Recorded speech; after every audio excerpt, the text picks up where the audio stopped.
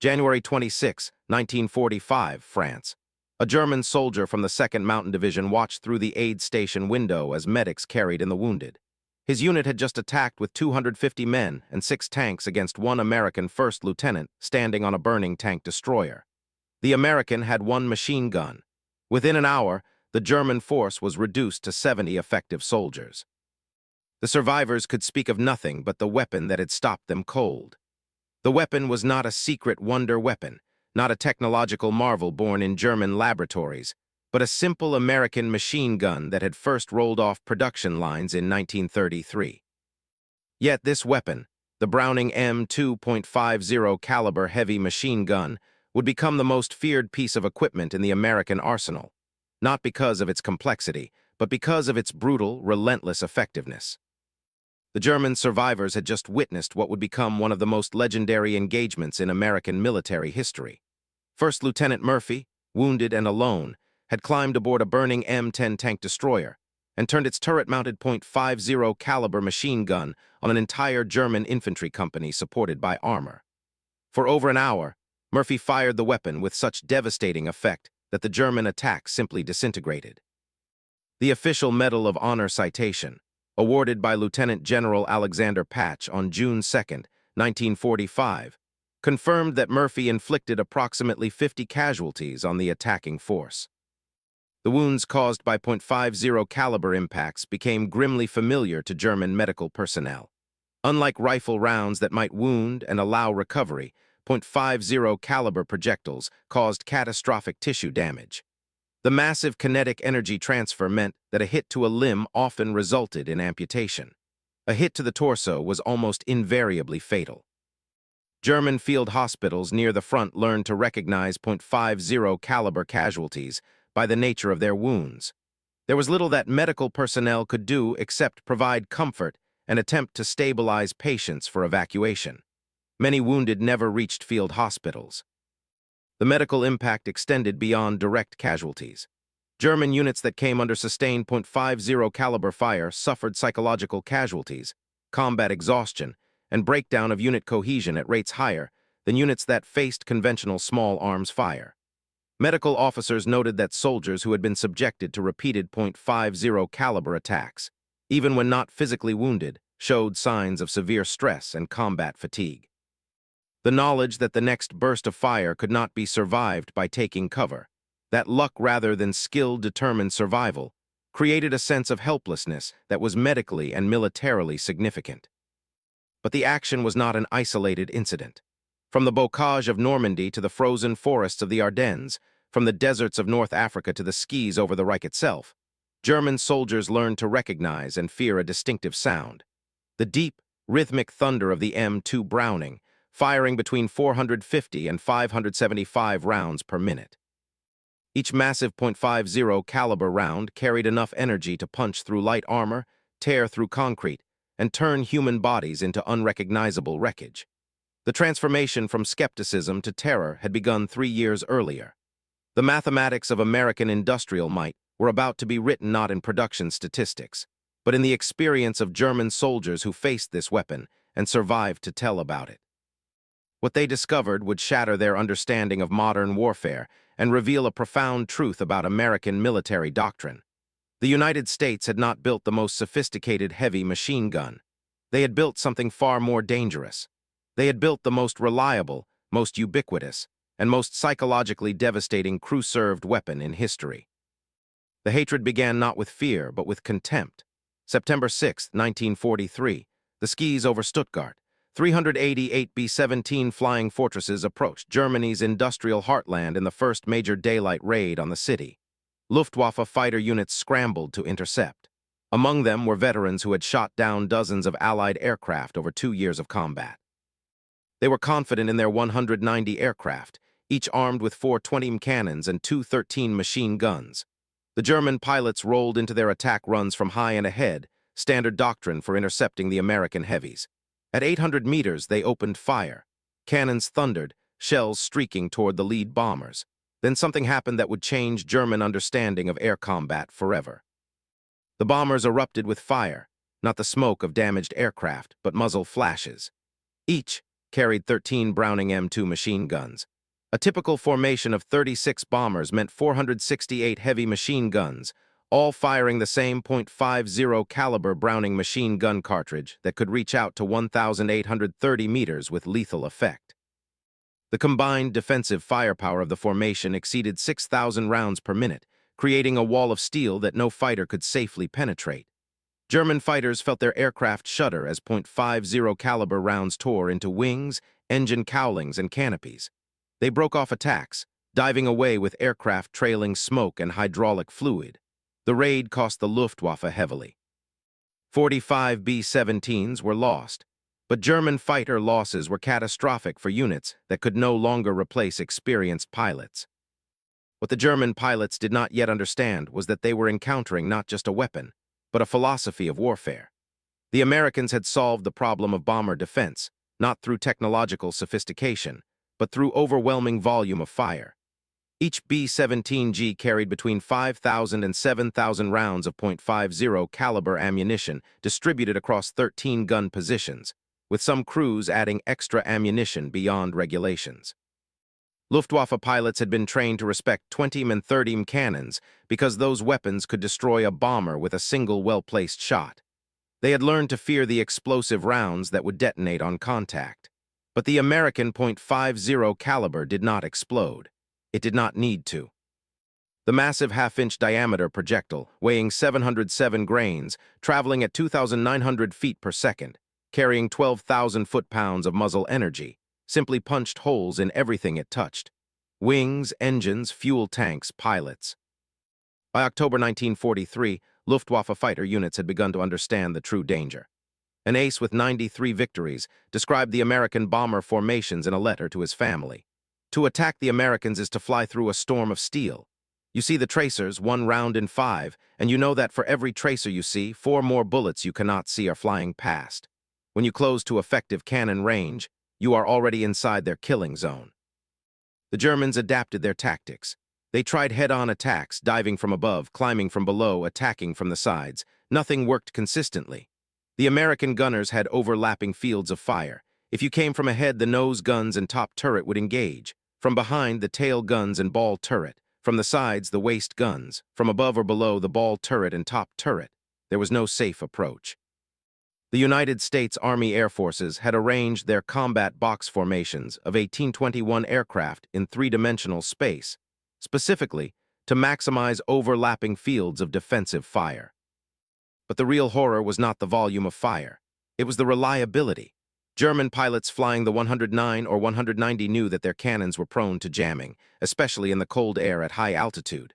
The German MG-130-113 machine gun was better, but it still required careful maintenance and would fail at critical moments. The American Browning M2, by contrast, simply worked. It fired continuously for hours. It operated in temperatures ranging from to +40°C. It functioned after being hit by German cannon fire. It kept shooting even when the barrels glowed red from sustained fire. American maintenance crews would replace overheated barrels in minutes, not hours, and the gun would resume firing without missing a beat. A Junkers 88 pilot who flew bomber intercept missions over the Reich survived the war to give testimony at the post-war Luftwaffe debriefings. His words, recorded in March 1946, captured the growing realization among German aircrew. We called the American bomber formations die, the flying fortresses. But what made them true fortresses was not their armor or their formation discipline.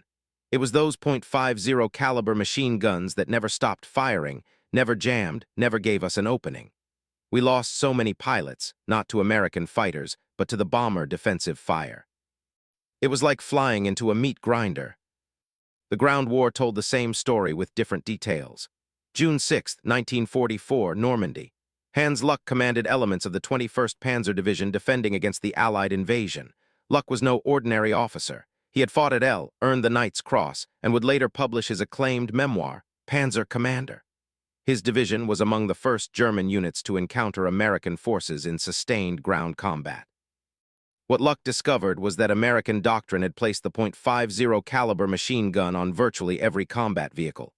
Jeeps mounted them, trucks mounted them, tanks mounted them on turret roofs, tank destroyers mounted them, even supply vehicles carried them for convoy protection. The Americans had achieved something the Germans had never attempted: universal heavy machine gun coverage across their entire force structure. Luck wrote in his memoir about the tactical implications. We had been told our training and our tactical doctrine would overcome American material advantage. At Normandy, I learned the truth. The Americans did not need superior tactics. They had enough ammunition to make mistakes and still win. Their .50 caliber machine guns were on every vehicle, every position, firing continuously. We could not move in daylight. Any attempt to maneuver drew immediate and overwhelming fire. The psychological effect was as destructive as the physical casualties. The German army had built its infantry doctrine around the machine gun. The MG-34 and its successor, the MG-42, were excellent weapons. The MG-42 fired at 1,200 rounds per minute, earning the nickname buzzsaw from Allied soldiers who heard its distinctive sound. German squads carried 1,800 rounds per machine gun and organized their tactics around supporting the gun crew. The concept called, or general-purpose machine gun, would later be adopted by NATO forces because it was tactically sound. But the Germans had never imagined the scale of American .50 caliber employment. A single American armored division advancing through France would have hundreds of .50 caliber machine guns mounted on vehicles.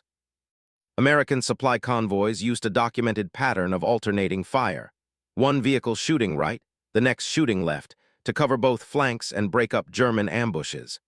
This tactic was specifically effective against teams trying to engage American armor at close range. American armored columns employed what they called reconnaissance by fire. Rather than carefully advancing and waiting for the enemy to reveal positions, American units would fire their .50 caliber machine guns continuously into any suspicious location: tree lines, farm buildings, stone walls, hedgerows. The volume of fire would either suppress hidden German positions or provoke return fire that revealed their locations. This tactic, documented extensively in primary sources including Tank Tactics from Normandy to Lorraine by Roman J., drove German soldiers to distraction. German infantry veterans of the Eastern Front thought they had experienced the worst of industrial warfare against the Soviets. Then they encountered American firepower doctrine in France. German squad leaders who survived the fighting in Normandy and were taken prisoner described the difference in their debriefings, preserved in the United States Army Historical Division files. Against the Russians, we faced human wave attacks and artillery barrages. Against the Americans, we faced machine gun fire that never stopped. They fired at everything.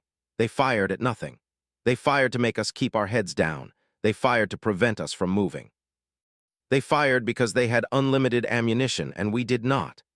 After 2 weeks fighting the Americans in the bocage, soldiers would not leave cover during daylight. It was not cowardice.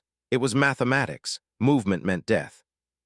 The M16 multiple-gun motor carriage demonstrated American firepower philosophy at its most extreme. This was a mounting 4.50 caliber machine guns in a powered turret, originally designed for anti-aircraft defense. The combined rate of fire approached 2,200 rounds per minute. American soldiers called it the meat chopper. Official reports from the 473rd AAA Battalion in November 1944 stated that the primary mission of the M16 anti-aircraft often became its secondary mission, and it was used instead against ground troops. By late 1944, the Luftwaffe had been largely defeated over Western Europe. American anti-aircraft units found themselves repurposed for ground support operations. The M16 proved devastatingly effective against German infantry and light vehicles. During the Battle of the Bulge, when German forces made their last major offensive in the West from December 16, 1944, to January 25, 1945, M16 units were credited with breaking up numerous German infantry attacks simply by traversing their 4-gun mounts across attacking formations. The experience of German forces attempting to ambush American supply convoys illustrates why the .50 caliber became so hated. German doctrine for convoy ambush called for allowing the lead vehicles to pass, then destroying vehicles in the middle of the column to create a roadblock, then systematically destroying the trapped convoy. This tactic had worked effectively against British and Soviet supply lines earlier in the war. Against American convoys, the tactic failed catastrophically. American convoy doctrine placed .50 caliber armed vehicles at intervals throughout the column. When an ambush was initiated, American vehicles would immediately return fire with their .50 calibers, while other vehicles maneuvered to flank the ambush position. The volume of return fire was so intense that German ambush teams frequently suffered heavier casualties than the convoys they attacked. German platoon leaders who participated in convoy ambushes during the fighting in France described the evolution of German tactics and their ultimate failure in post-war interrogations. In early ambushes, German forces positioned infantry with machine guns and along roads. American convoys had vehicles equipped with .50 caliber machine guns distributed throughout. The volume of return fire from the convoys was devastating. German units learned to only ambush isolated vehicles, never convoys, but isolated vehicles were rare. The Americans moved in strength precisely because they knew German forces could not effectively attack their convoys. The pattern of alternating fire that American convoys employed was particularly effective. Vehicles on the right side of the road would fire into the right flank. Vehicles on the left would fire left. This created intersecting fields of fire that covered both sides of the road simultaneously. German forces attempting to ambush from one side would find themselves under fire, not only from that side of the convoy, but from the opposite side as well. The psychological effect of being under fire from multiple directions by weapons that could penetrate cover and had seemingly unlimited ammunition made successful ambushes nearly impossible. American logistics units understood that the .50 caliber machine gun was their primary defense. Drivers and assistant drivers received training on the weapons. Ammunition was loaded in quantities far exceeding official allocations. Convoy commanders were authorized to engage any suspected threat with immediate and overwhelming fire. The result was that German forces by mid to late 1944 had largely given up attempting to interdict American supply lines in areas where American forces had air superiority and sufficient ground combat power to respond to attacks. This had strategic implications beyond the immediate tactical situation. German forces in France and later in Germany itself could not effectively interrupt American logistics. American units could count on regular resupply of ammunition, fuel, food, and equipment. This meant American tactical planning could assume that firepower would be available when needed. German planning, by contrast, had to account for chronic ammunition shortages, fuel shortages, and the certainty that whatever supplies did arrive would arrive late and in insufficient quantities. The .50 caliber machine gun was both a cause and a symptom of American logistical superiority. It was effective because American industry could produce ammunition in vast quantities. It enabled continued operations because its reliability meant that ammunition, once delivered, would be effectively employed. German soldiers watching American tracer fire arc across the battlefield at night understood they were seeing not just ammunition expenditure, but the visible proof of an industrial capacity they could not match. The terror from the air added another dimension to German fear of the .50 caliber. The Republic P-47 Thunderbolt, which American pilots nicknamed the Jug, carried 8 Browning M2 machine guns in its wings. This meant a single fighter could deliver 4,400 rounds per minute of combined firepower during strafing runs. German ground forces learned to recognize the distinctive shape of the P-47 and the sound that preceded death. A strafing run by a flight of 4 P-47s meant 32.50 caliber machine guns converging on a target area. The aircraft would approach at high speed and low altitude, often with minimal warning. Pilots would open fire at ranges of 600 to 800 meters and walk their fire across German positions, vehicles, and troop concentrations. The effect was described by survivors as a horizontal rainstorm of metal that left nothing intact. German supply sergeants who survived multiple strafing attacks during the retreat from Normandy in August 1944 described the helplessness German ground troops felt against American air power in their interrogations. You hear the engines first. By the time you look up, they are already firing. The bullets hit the road, the vehicles, the men all at once. There is no cover that works. Stone walls crumble, trees are cut down, metal tears like paper.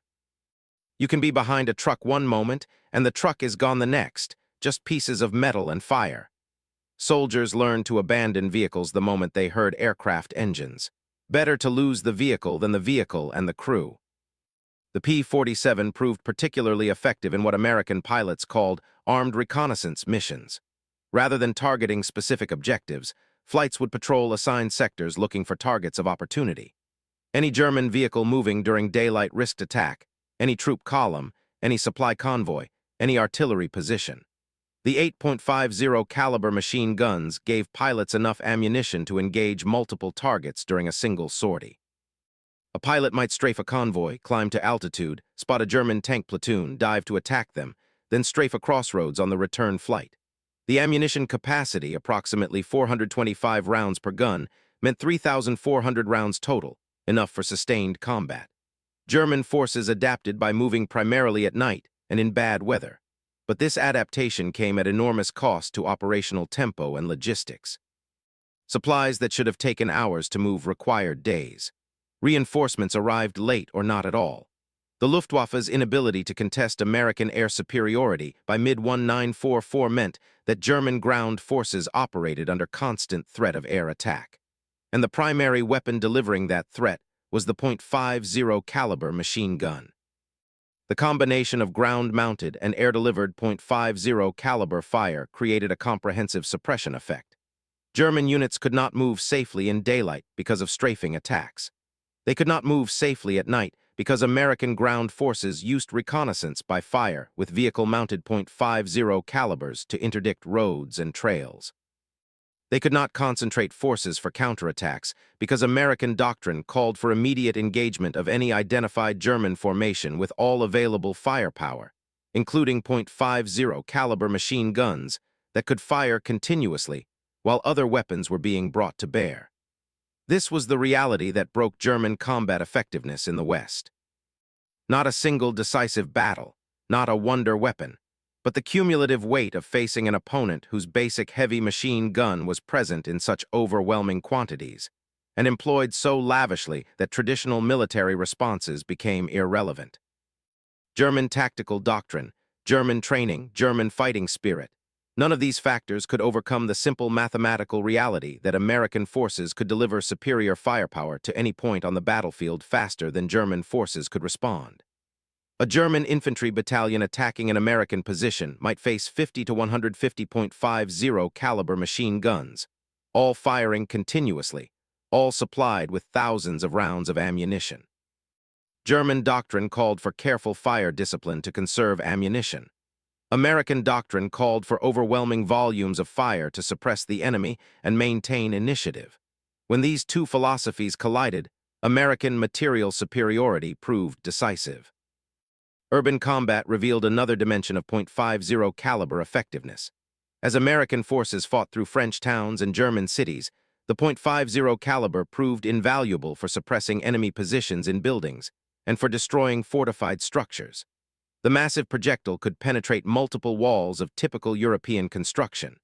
Masonry that would stop rifle fire and machine gun fire offered little protection against .50 caliber rounds. American tank commanders quickly learned to use their turret-mounted .50 calibers to suppress upper-story windows and rooftop positions before moving through urban areas. The technique was simple but devastatingly effective. A tank would halt at a street corner, and the commander would traverse the .50 caliber across building facades, firing continuously at any potential position. The sustained fire would force German defenders to take cover, allowing infantry to advance. The tank would then move forward and repeat the process at the next intersection.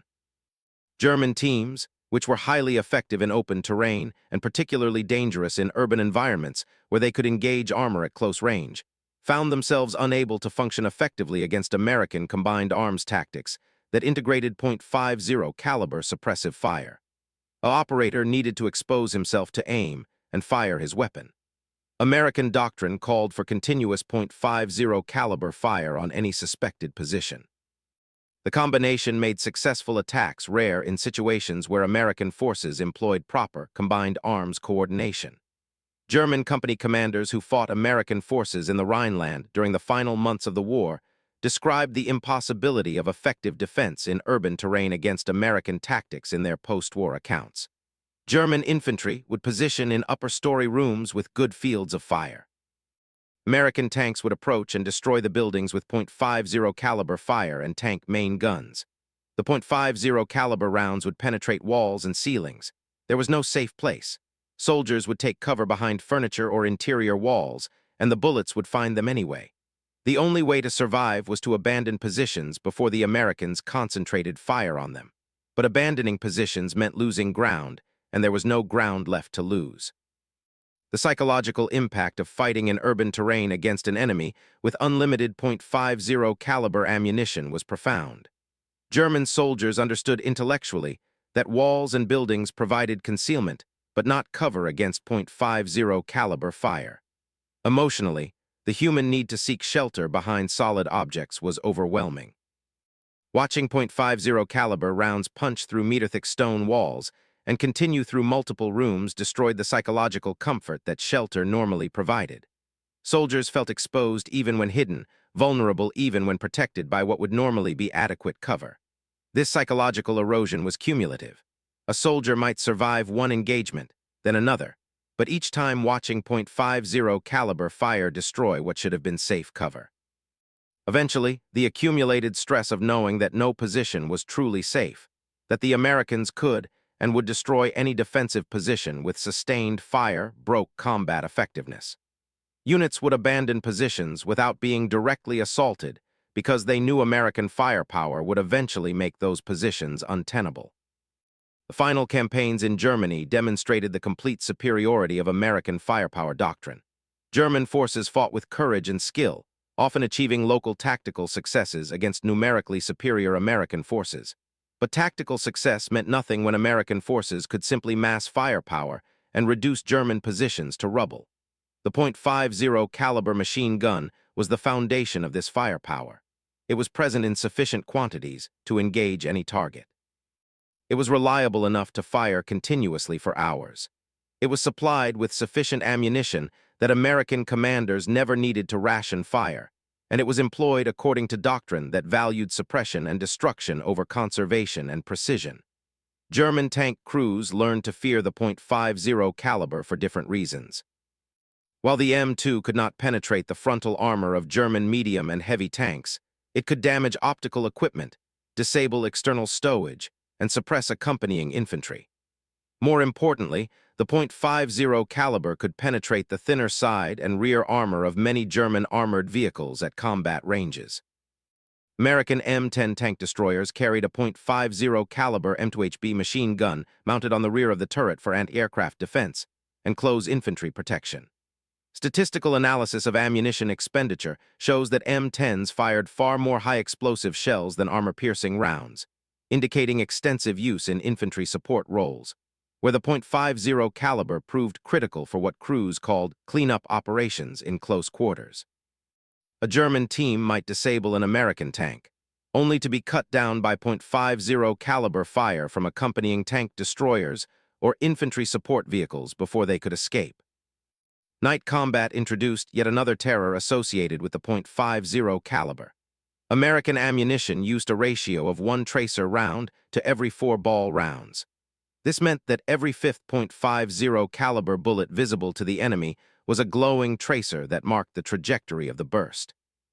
German soldiers watching American .50 caliber fire at night could see the tracers arcing toward them, streaks of light that seemed to move slowly enough to track visually, but that arrived with devastating speed and force. The psychological effect was profound. Soldiers could see death approaching. They could watch the tracers converge on their position. They knew that for every tracer they saw, 4 additional rounds were flying along the same path. The human instinct to duck or dodge was useless because by the time a soldier saw the tracer, the rounds had already arrived. Veterans learned not to watch the tracers, but new replacements would fixate on them, mesmerized by the deadly light show, often freezing in the open until the fire found them. American forces exploited this psychological effect deliberately. Reconnaissance by fire at night meant sending streams of tracer-laden .50 caliber fire across suspected positions. The visual effect was overwhelming. Entire sectors would light up with intersecting streams of tracers. The noise of the firing combined with the visual impact created an environment that German soldiers described as hellish.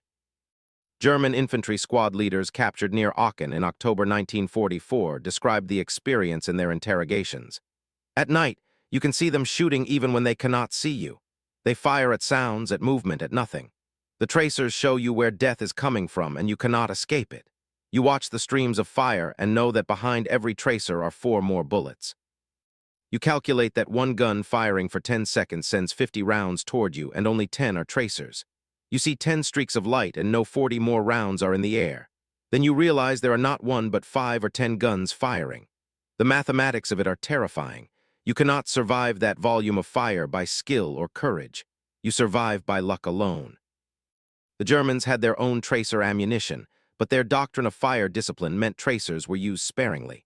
A German machine gun crew might fire a burst with tracers to verify their aiming point, then switch to ball ammunition to conserve the more expensive tracer rounds. American crews fired mixed belts continuously. The visual effect of American firepower at night was therefore vastly more impressive than the German equivalent, even when German weapons had higher rates of fire.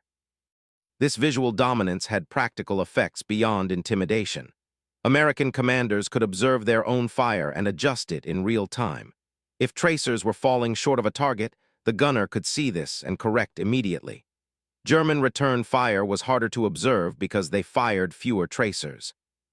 American units therefore had better real-time feedback on the effectiveness of their fire, allowing them to adjust and concentrate fire more effectively than German forces could manage with their more conservative use of tracer ammunition. The Germans tried to develop countermeasures. They attempted to use armor more aggressively to close with American positions before the .50 caliber fire became overwhelming. This rarely worked because American artillery and air support would engage German armor at longer ranges, forcing the Germans to fight at exactly the distances where .50 caliber fire was most effective. They tried infiltration tactics, moving at night and in bad weather when American observation was limited. But American logistics meant that .50 caliber ammunition was always available, and American doctrine encouraged firing at any suspected position regardless of whether targets were confirmed. July 25, 1944, Operation Cobra. The American breakout from Normandy began with 3,300 tons of bombs dropped by 1,800 heavy bombers on German positions near St. Fritz commanded the Panzer Lehr Division, one of the elite German formations defending the sector. After the war, wrote extensive manuscripts for the United States Army Historical Division, analyzing the campaign. His assessment of American firepower was clinical and devastating. He wrote that by the time his division retreated from the sector, it had been decimated not primarily by bombing or artillery, though those were significant factors, but by the cumulative effect of constant small arms fire that prevented his forces from maneuvering effectively. American .50 caliber machine guns mounted on every vehicle meant that his troops could not move to respond to American advances without being engaged immediately. His conclusion was that Americans had solved the fundamental problem of modern warfare. They had found a way to project superior firepower without requiring superior training or tactics. Promoted to on July 20, 1944, participated in the Battle of the Bulge, and finally surrendered in April 1945. His post-war writings would become major sources for understanding German perspectives on American combat methods. He noted repeatedly that the .50 caliber machine gun, operated by soldiers with minimal specialized training, and supplied with vast quantities of ammunition, created a baseline of firepower that German forces could not match with their more sophisticated weapons and better trained crews. The winter of 1944 brought the Battle of the Bulge, Germany's last major offensive in the West. German forces achieved complete tactical surprise and initial success. For the first few days, it appeared possible that German armor might break through to the Meuse River and split the Allied armies. Then American logistics reasserted itself, and with it, the .50 caliber machine gun. American units rushed to the Ardennes carried their standard load of ammunition and equipment. This meant that even defensive positions could bring devastating volumes of .50 caliber fire to bear on German attacks. The battle devolved into exactly the kind of grinding attrition fight that favored American material superiority. At Bastogne, surrounded American forces used their .50 caliber machine guns to devastating effect against German infantry attacks. The guns operated reliably despite temperatures well below freezing, mud, snow, and the general chaos of sustained combat. German forces made one critical error in their planning for the Bulge offensive. They assumed that bad weather would ground American air power and reduce the effectiveness of American fire superiority. They were half right. Weather did initially limit air operations, but German planners had not accounted for the fact that ground-mounted .50 caliber machine guns were unaffected by weather and that American logistics could sustain ammunition expenditure at rates the Germans found incomprehensible. General Alfred commanded the 1st Parachute Army from November 1944 to March 1945, when he was wounded during Operation Veritable, the Canadian First Army's assault across the Rhine. Had the unenviable task of defending against Allied offensives with increasingly limited resources and declining troop quality. His post-war analysis, focused on the cumulative psychological impact of American firepower. Noted that by early 1945, German soldiers had learned to recognize the sound of American .50 caliber fire at great distances. The knowledge that any position could be engaged by these weapons, that any movement could draw immediate fire, and that German forces had no effective counter, created what he called a defensive mentality that made offensive operations nearly impossible. His forces successfully evacuated across the Rhine before the final Allied push, but he attributed his casualties primarily to the constant attrition caused by American heavy machine gun fire during the retreat. The technical specifications of the M2 Browning help explain its effectiveness. The weapon weighed 84 without a tripod, 128 with the M3 tripod mount. This made it heavy, but not impossibly so for a crew-served weapon. The effective range of 1,830 meters meant it could engage targets well beyond the range of German rifles and light machine guns. The rate of fire, between 450 and 575 rounds per minute, was slower than the German MG-42, but faster fire rates meant nothing when German crews had limited ammunition. The .50 caliber Browning machine gun cartridge fired by the M2 carried specifications that made it effective against a wide range of targets. The standard M33 ball round achieved a muzzle velocity of 2,910 feet per second. Armor-piercing variants could penetrate 19 of armor at 500 meters. The M8 API, armor-piercing incendiary, round penetrated 16 at 500 meters and would ignite fuel or ammunition upon penetration. The M20 API variant with its tracer element penetrated 21 at the same range. This meant that while the .50 caliber could not defeat the frontal armor of a Tiger or Panther tank, it could penetrate the armor of armored cars and the side and rear armor of many German armored vehicles. More importantly, it could destroy truck engines, puncture fuel tanks, disable artillery pieces, and suppress infantry at ranges where return fire was ineffective. The M2's reliability stemmed from its design. John Browning had begun development in July 1917 during the First World War. The M1921 water-cooled .50 caliber machine gun, weighing 121 with its water jacket, entered service but proved too heavy for mobile warfare. The M2 air-cooled version, adopted in 1933, eliminated the water cooling system and reduced weight while maintaining reliability. The basic operating principles of the weapon were simple, robust, and proven.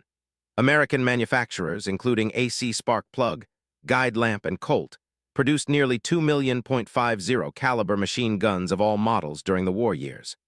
Production of the M2HB, the heavy barrel version that could sustain longer periods of fire, reached approximately 350,000 units total across all services and theaters.